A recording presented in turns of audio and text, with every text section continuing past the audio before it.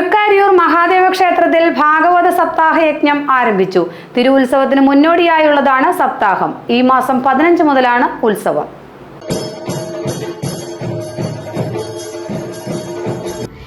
തൃക്കാരിയൂർ മഹാദേവ ക്ഷേത്രത്തിൽ ശ്രീമദ് ഭാഗവത സപ്താഹ യജ്ഞത്തിന് AV നാരായണ ശർമ്മ ഭദ്രദീപം തെളിയിച്ചു.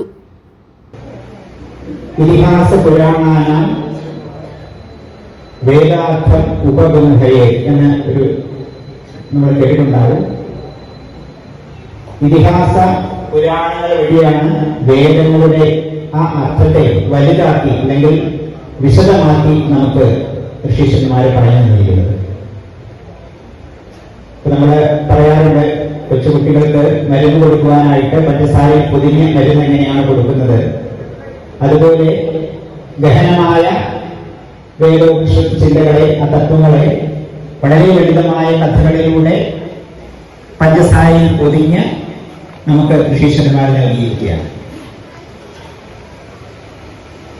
അപ്പോ ആ ഗഹനമായ ചിന്തകൾ വളരെ എളുപ്പത്തിൽ നമുക്ക് മനസ്സിലാക്കുവാനായി assistant Devaswom commissioner Jijimon, sub group officer NM Mallika, ക്ഷേത്ര ഉപദേശക സമിതി പ്രസിഡന്റ് രാജീവ് നായർ, സെക്രട്ടറി സുമേഷ് നാരായണൻകുട്ടി, പുല്ലേരി പ്രകാശ് തുടങ്ങിയവർ ചടങ്ങിൽ പങ്കെടുത്തു.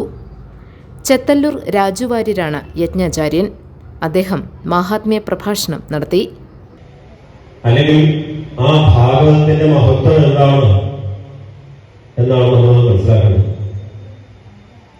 സാധാരണഗതിയില് മഹാത്മാർ അധ്യായം വായിച്ച് അതിന്റെ കഥകൾ പറയുന്നു. ഇപ്പൊ അതൊക്കെ ചുരുക്കി ഒരധ്യായം വായിച്ച് ആ 6 അധ്യായത്തിന്റെയും കഥ പറയാം എന്നതായി.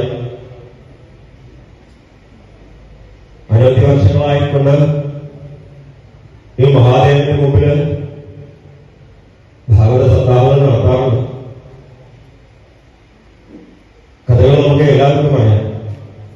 ക്ഷേത്രത്തിൽ തിരുവുത്സവത്തിന് ഈ മാസം 15-ന് കൊടിയേറും. 10 ദിവസം നീണ്ടു നിൽക്കുന്നതാണ് ഉത്സവം.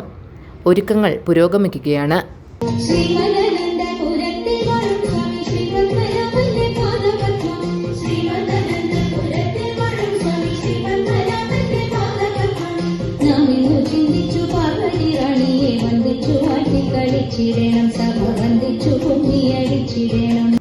GTV news, Kothamangalam.